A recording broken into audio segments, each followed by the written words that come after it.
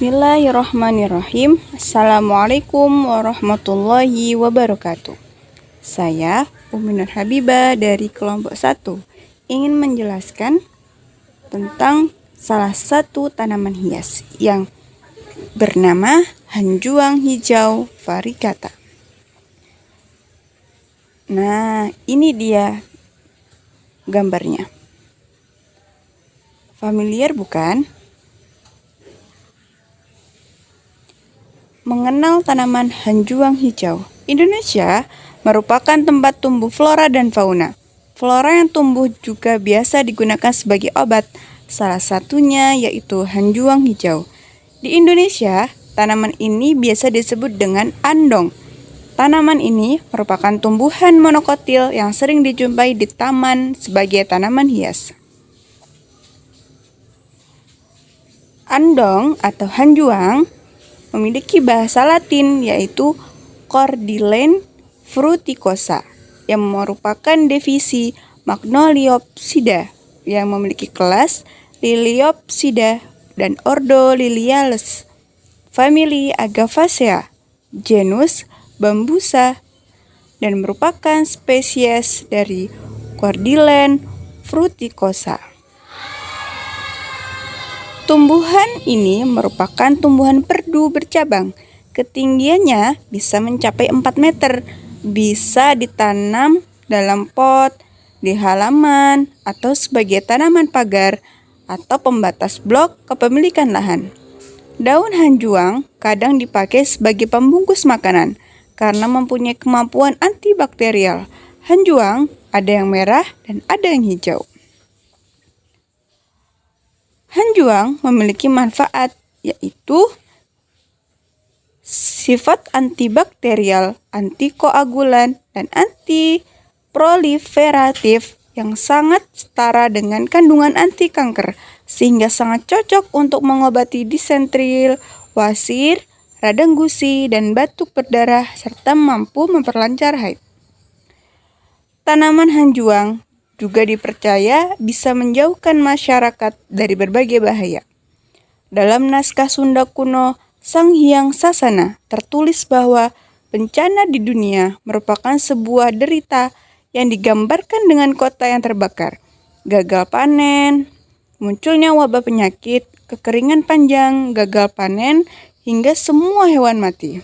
Semua itu terjadi tidak lain karena salah laku manusia melalui ucapannya, pemikirannya, dan perbuatan jahat berdasarkan catatan sejarah seperti dalam cerita di kerajaan Sumedang Larang pada tahun 1578 sampai 1610 yang sekarang menjadi kota Sumedang. Hanjuang dijadikan sebagai sebuah totonde atau tatanda atau alamat kemenangan dalam peperangan. Sekian dan terima kasih. Bunga kencana ungu.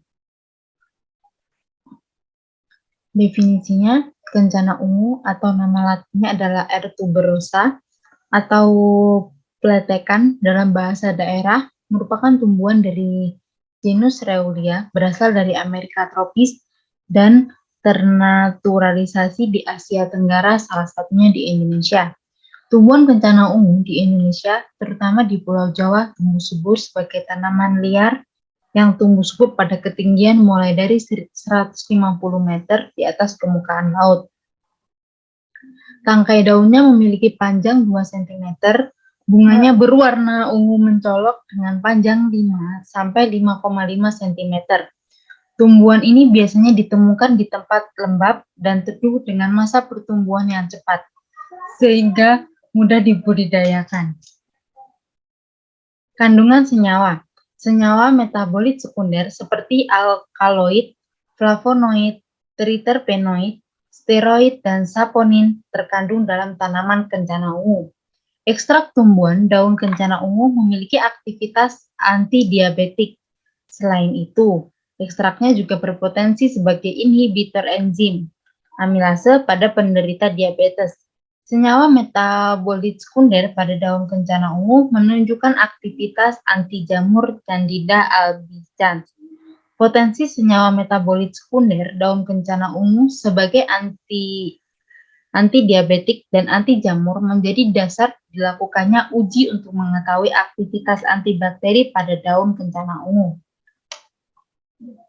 Kemudian di sini saya mencantumkan dua hasil dari penelitian. Yang pertama adalah penelitian dengan judul uji fitokimia dan aktivitas antibakteri ekstrak etanol daun kencana ungu atau Rollia tuberose. Di sini penelitian yang dilakukan oleh Santi Murhandayani dan teman-teman yang dilakukan di Fakultas MIPA Universitas Jenderal Sudirman Purwokerto, Jawa Tengah. Dari hasil penelitian yang dilakukan Santi dan kawan-kawan, disimpulkan bahwa ekstrak etanol daun kencana ungu mengandung senyawa metabolit sekunder berupa saponin, tanin, flavonoid, alkaloid, dan steroid. Uji aktivitas antibakteri menunjukkan bahwa ekstrak etanol daun kencana ungu dengan konsentrasi 500 ppm memiliki zona bening sebesar 4 mm pada Staphylococcus aureus dan 2 mm pada Escherichia coli. Hasil penelitian menunjukkan ekstrak air bunga kencana ungu sebagai pewarnaan alternatif. Kemudian yang kedua, di sini ada penelitian dengan judul ekstrak air bunga kencana ungu sebagai pewarnaan alternatif preparat sediaan apusan darah tepi atau SADT yang dilakukan oleh Ayu Nirmalasari dan kawan-kawan yang dilakukan di Fakultas Sains dan Teknologi Prodi Biologi di Universitas Islam Negeri Ar-Raini Banda Aceh. Di sini didapatkan kesimpulan bahwa sediaan apusan darah tepi menunjukkan bahwa sel darah merah atau eritrosit dapat mengikat warna dengan baik. Namun sel darah putih atau leukosit dan trombosit tidak dapat mengikat warna dengan baik. Sehingga pewarnaan alternatif dari ekstrak kencana ungu hanya dapat digunakan untuk pengamatan sel darah merah atau eritrosit. Kemudian di sini saya mencantumkan beberapa referensi yang dapat diakses tentang mungkin kurang jelas tentang bunga kencana ungu ini.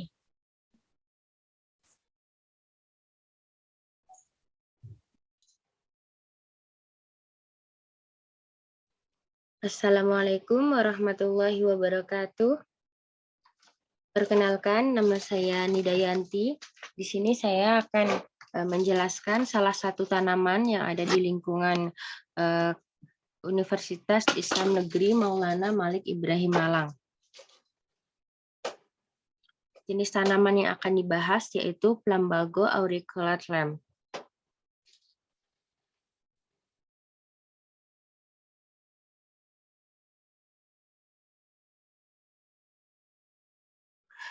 Sekarang kita akan membahas manfaat dari Plumbago. Nah, Plumbago ini berasal dari Afrika Selatan yang kemudian dikenalkan ke sebagian besar negara tropis dan subtropis. Nah, di Afrika Selatan ini, Plumbago dimanfaatkan untuk beberapa pengobatan, diantaranya penghilang kutil, kemudian sebagai tembakau untuk meredakan sakit kepala.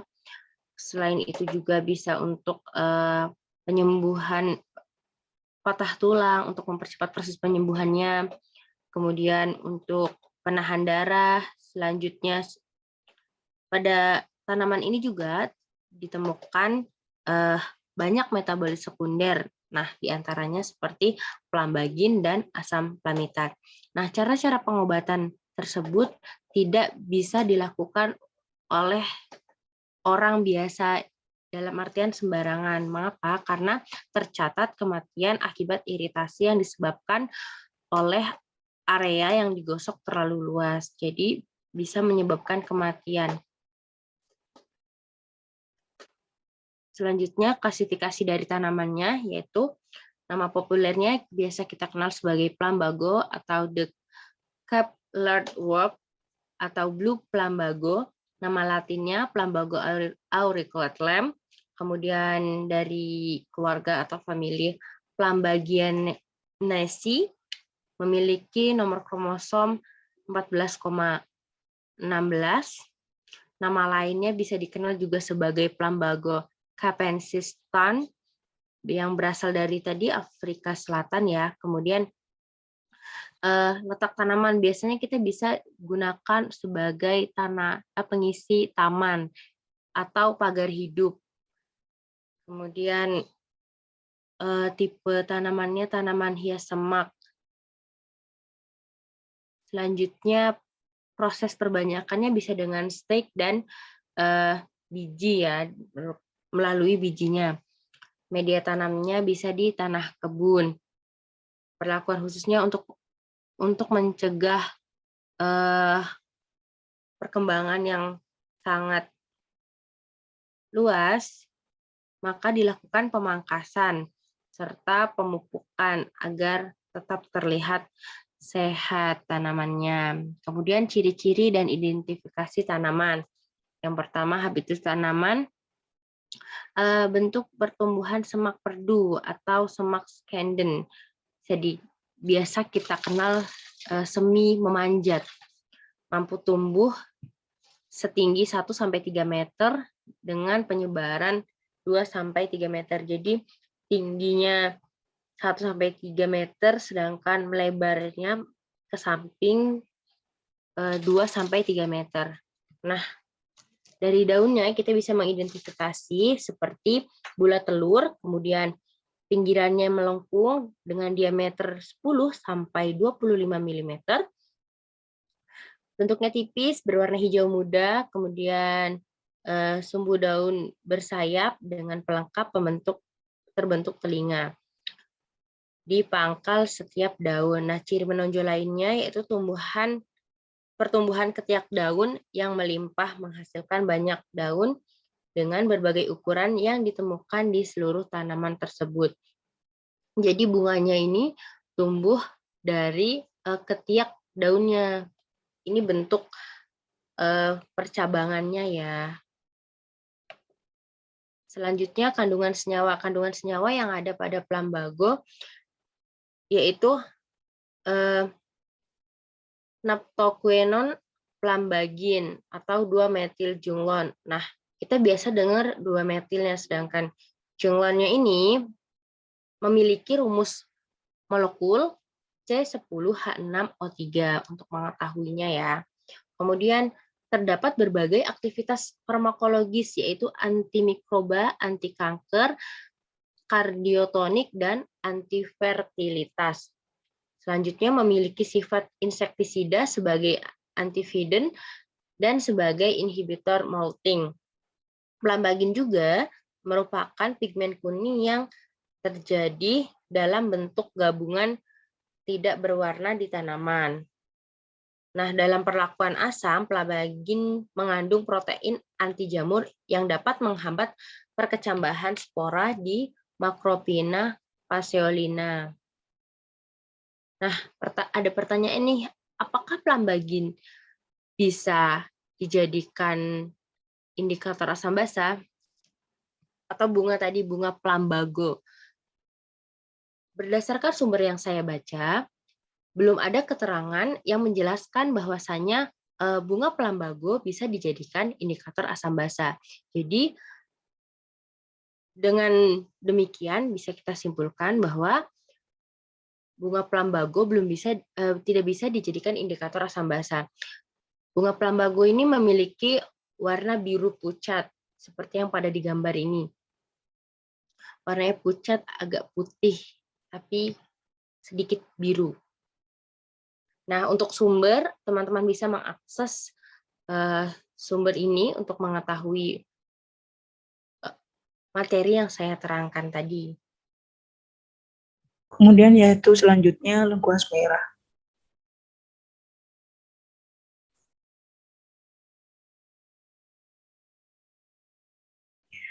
Nah, negara kita Indonesia merupakan negara yang terletak di salah satu kawasan tropis yang kaya akan keanekaragaman jenis tumbuhan.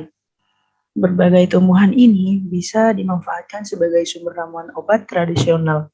Selain itu, juga bisa sebagai sumber bahan kimia alami yang potensial untuk dikembangkan menjadi zat warna, kosmetik, bahan baku industri, dan bahan aktif pestisida. Hal ini dilakukan jauh sebelum pelayanan kesehatan formal dengan obat-obatan modern menyentuh masyarakat. Nah, ini merupakan salah satu jenis tumbuhan yang telah lama digunakan oleh masyarakat Indonesia sebagai tumbuhan berkhasiat adalah lengkuas merah atau Alpinia purpurata. Dan ini merupakan morfologi atau taksonomi lengkuas merah dari kingdom Plantae, divisi Magnoliophyta, kelas Liliopsida, ordo Zingiberales, dan famili Zingiberaceae. Terus genus itu Alpinia dan spesies Alpinia purpurata. Kemudian selanjutnya yaitu manfaat dari lengkuas merah. Lengkuas merah limpang Alpinia purpurata secara luas digunakan pada pengobatan penyakit perut, kudis, panu, dan menghilangkan bau mulut. Limpang lengkuas merah juga dianggap memiliki khasiat sebagai anti tumor, anti kanker, dan memperpanjang umur simpan makanan karena aktivitas antimikroba. Kemudian yaitu yang selanjutnya yaitu dengan cara apa digunakan. Nah, limpang lengkuas merah ini digunakan sebagai obat dengan umbi berserat kasar, bagian luar mengkilat dan berwarna merah, serta bagian dalam berwarna putih yang mempunyai aroma yang khas. Dan ini merupakan sumber rujukan yang saya ambil. Kemudian yang selanjutnya akan dibahas oleh teman saya. Terima kasih. Perkenalkan, nama saya Windy Wahyuning Putri dari kelas Kimia C dengan nomor NIM 2106031100013. Pada kali ini kami akan membahas tentang tumbuhan miana. Next.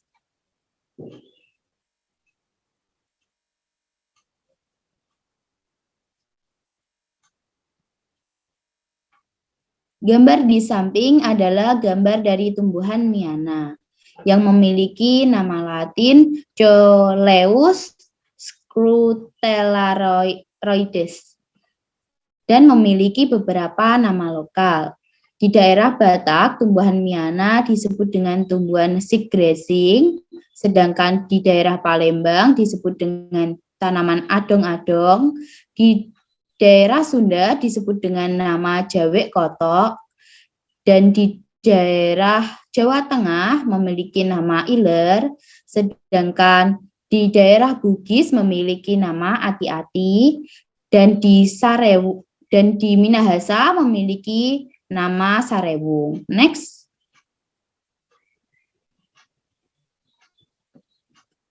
Tumbuhan miana memiliki beberapa manfaat. Berikut adalah manfaat dan cara penggunaannya. Manfaat yang pertama yaitu untuk mengatasi mata merah. Jika mata terlihat merah karena iritasi, maka kamu bisa menyembuhkan masalah ini dengan menggunakan daun miana. Dengan cara kamu dapat menempelkan daun miana atau mengompres mata menggunakan daun miana yang sudah dibasahi dan dicacah. Yang kedua, manfaatnya yaitu mencegah radikal bebas. Manfaat lain dari tanaman yang satu ini adalah mampu mencegah radikal bebas yang disebabkan oleh pencemaran udara. Radikal bebas merupakan salah satu penyebab utama munculnya kanker dalam tubuh. Dengan cara meminum rebusan daun miana secara rutin, kamu dapat terjaga dari radikal bebas dan daya tahan tubuh menjadi lebih kuat. Manfaat yang nomor 3 yaitu untuk menurunkan panas dan demam. Daun miana juga dapat memiliki khasiat untuk menyembuhkan panas dan demam. Untuk mengolah tanaman ini menjadi obat, caranya dengan mengambil batang dan daun miana. Kemudian rebus dengan 3 gelas air. Setelah mendidih, minum setengah gelas ramuan tersebut untuk mengurangi demam dan panas. Next.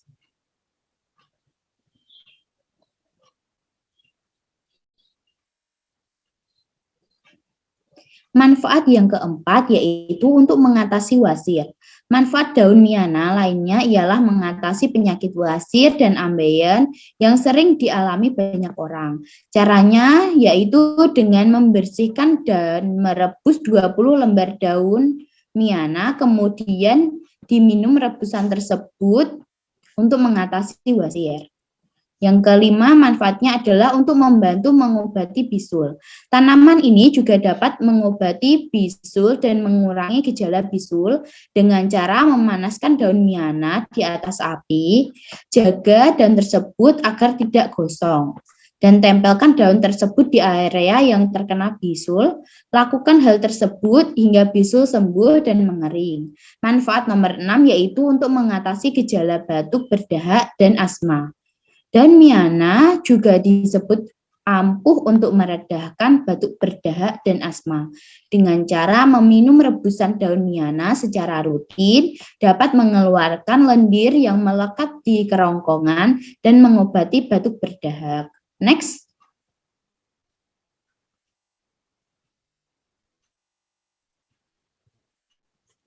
Manfaat dari daun mianas yang selanjutnya adalah dapat mengatasi gangguan saat menstruasi.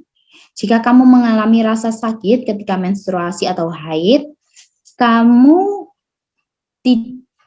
kamu bisa mencoba larutan daun miana. Selain mengatasi rasa sakit, larutan daun miana juga dapat mengatasi siklus menstruasi yang tidak teratur. Manfaat yang nomor 8 adalah untuk mengobati diabetes. Meminum rebusan batang daun dan bunga miana secara teratur dapat mengobati gejala diabetes yang kamu rasakan ketika kadar gula darah di dalam tubuh kamu tinggi, yaitu dengan cara meminum rebusan batang dan daun dan bunga tumbuhan miana secara rutin. Juga dapat menurunkan kadar gula darah dalam tubuh kamu. Manfaat yang nomor 9 yaitu mengatasi sakit perut dan mulas.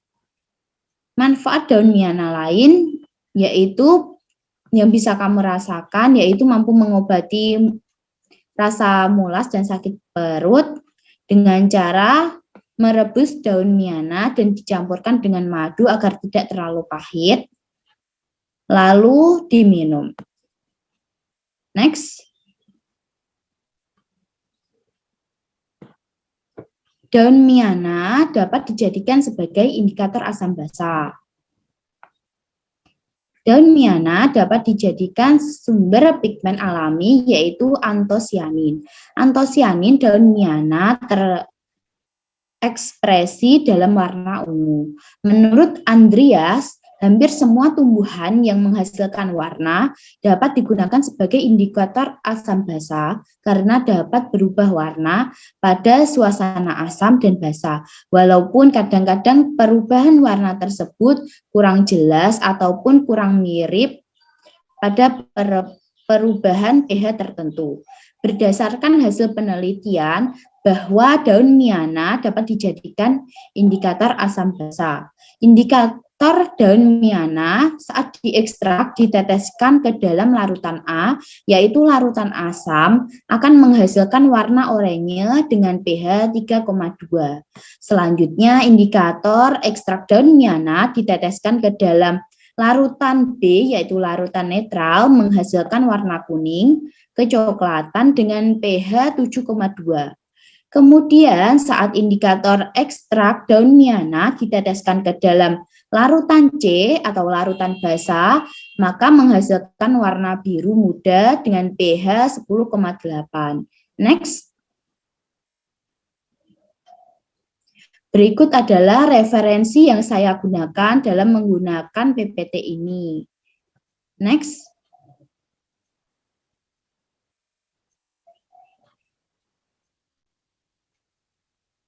Sekian, terima kasih dari saya. Baik, selanjutnya saya akan menjelaskan tentang daun ungu dengan nama latin Graptopilum pictum.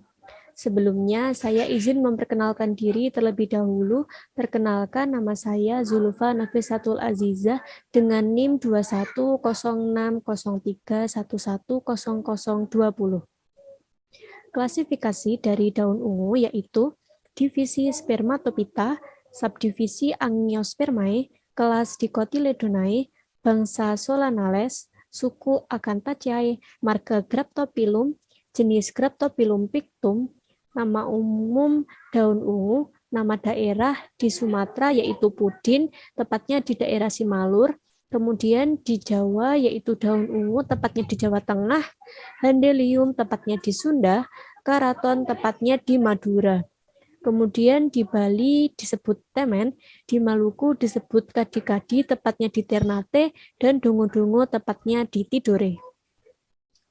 Deskripsi dari tanaman daun ungu yaitu habitus tanaman daun ungu termasuk tanaman perdu dengan tinggi kurang lebih 2 meter. Memiliki batang berkayu, beruas, permukaan licin, berwarna ungu kehijauan.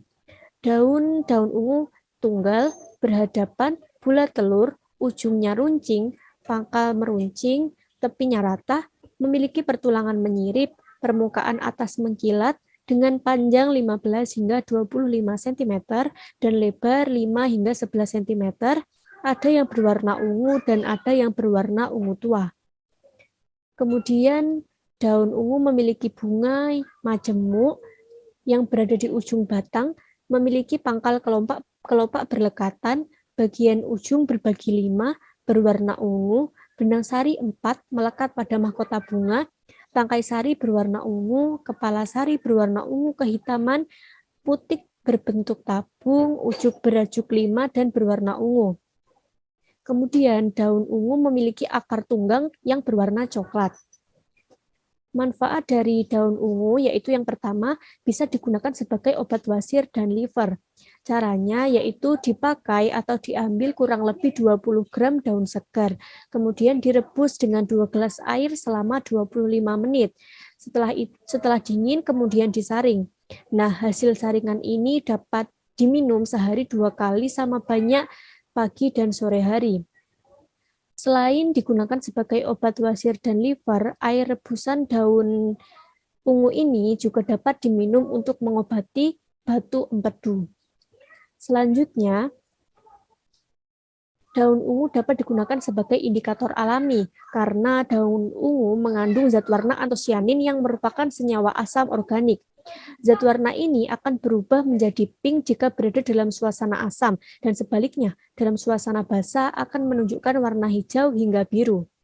Nah, daun ungu ini menunjukkan perubahan yang lebih signifikan menuju warna yang lebih gelap atau mengarah ke arah asam. Selain itu, daun ungu juga bermanfaat sebagai obat bisul. Caranya yaitu dengan mengoleskan daun ungu dengan santan kelapa, kemudian dilayukan di atas api lalu diletakkan di atas bisul. Informasi yang saya peroleh merupakan informasi yang saya dapatkan dari referensi yang saya cantumkan di layar. Informasi ini dapat diakses melalui internet. Sekian yang dapat saya sampaikan. Apabila ada kurang dan lebihnya mohon dimaafkan. Selanjutnya akan dilanjutkan oleh teman saya yaitu Muhammad Fadul Bahtiar.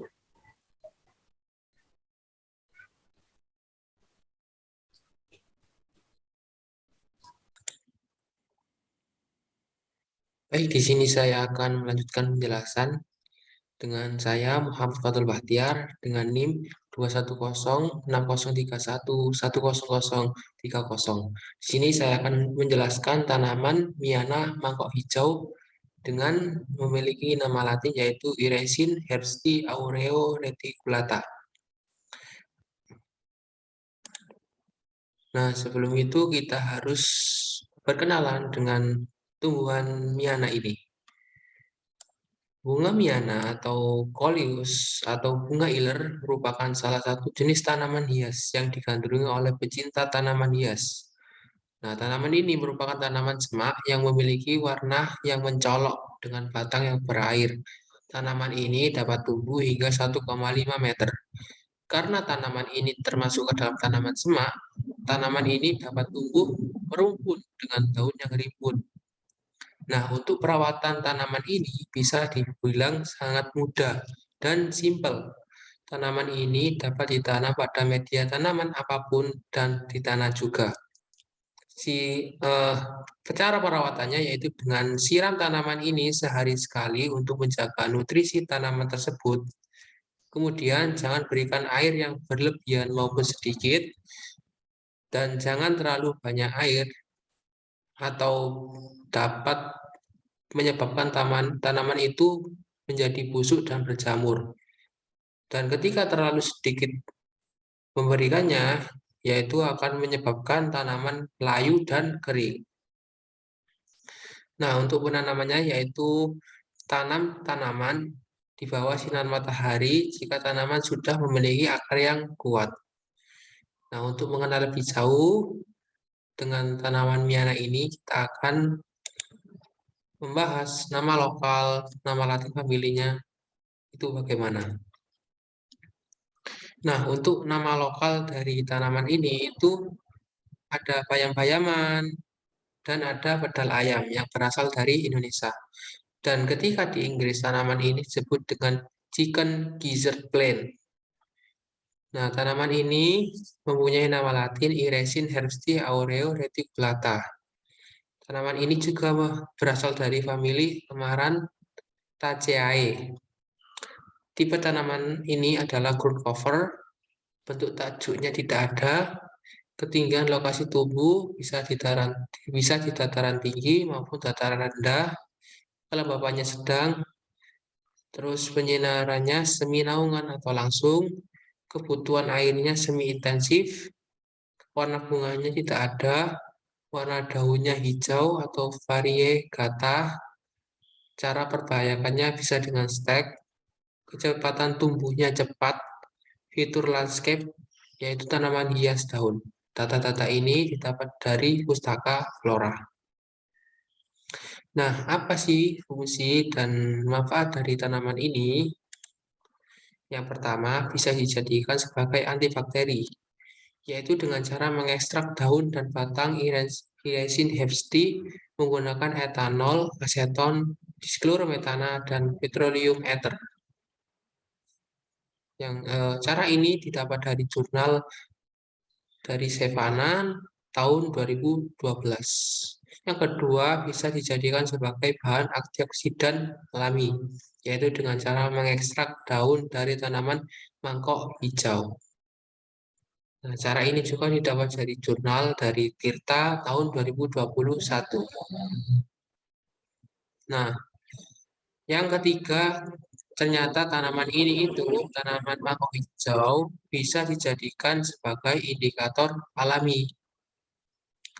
Nah, pada ekstrak Iresin herbsti itu ketika diberikan larutan asam akan timbul warna pink, dan ketika diberikan larutan basah akan menimbulkan warna hijau. Data-data ini didapat dari jurnal dari Sahabat tahun 2014. Nah, untuk referensinya kalian bisa lihat di ini. Nah, penjelasan tanaman selanjutnya akan dijelaskan oleh teman saya yaitu Nur Rahma Ikawati. Kepadanya saya persilahkan.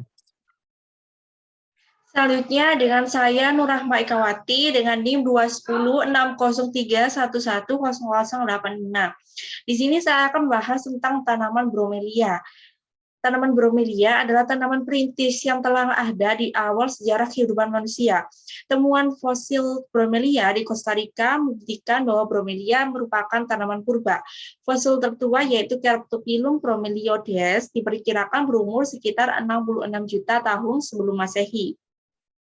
Bromelia ini merupakan jenis tumbuhan yang asalnya yaitu dari kawasan tropika benua Amerika.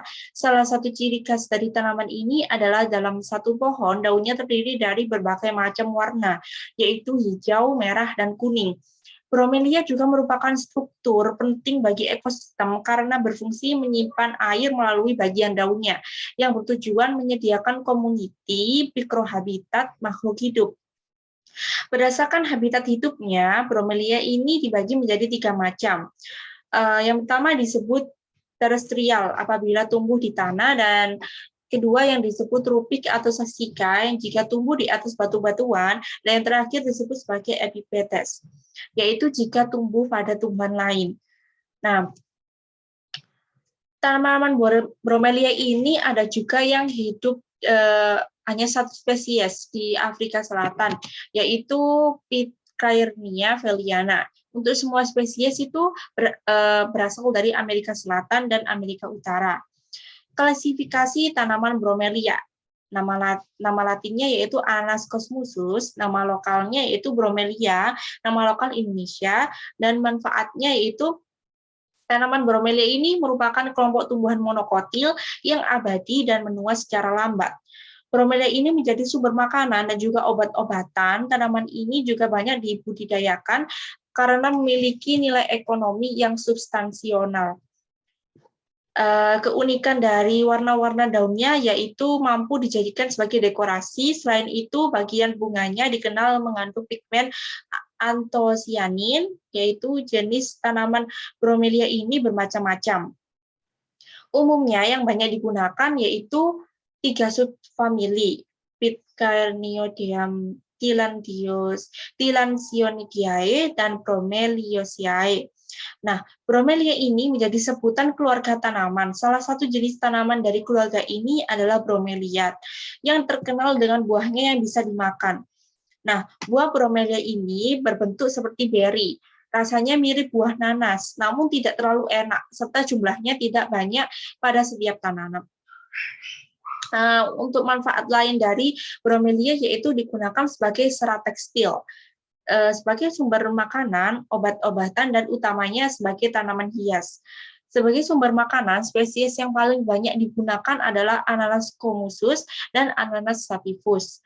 Sebagai bahan obat, bromelia dapat digunakan karena mengandung bromelain, yaitu enzim pemecah protein atau proteolitik, yang umumnya zat ini digunakan untuk mengobati inflamasi atau peradangan. Warga Amerika Latin mengenal bromelia ini sebagai tanaman berkhasiat obat, yakni sebagai obat cacing. Tanaman yang masih satu keluarga dengan nanas ini kaya kalsium dan vitamin C. Daun bromelia juga bisa mengembungkan daging. Nah, untuk perawatan dari bromelia sendiri yaitu penyiraman yang dilakukan jika medianya sudah terlihat kering. Lalu pemupukan jika dilakukan setiap 3 bulan sekali. Pada penyiraman dibutuhkan air banyak atau intensif. Nah, bromelia ini bisa dijadikan indikator alami asam basa karena berwarna mencolok, yaitu warna merah. Untuk daftar pustaka, saya mengambil dari referensi buku ciptaan penerbit Gramedia Pustaka Utama. Sekian presentasi dari kelompok kami. Jika ada kesalahan kata, mohon dimaafkan. Wassalamualaikum warahmatullahi wabarakatuh.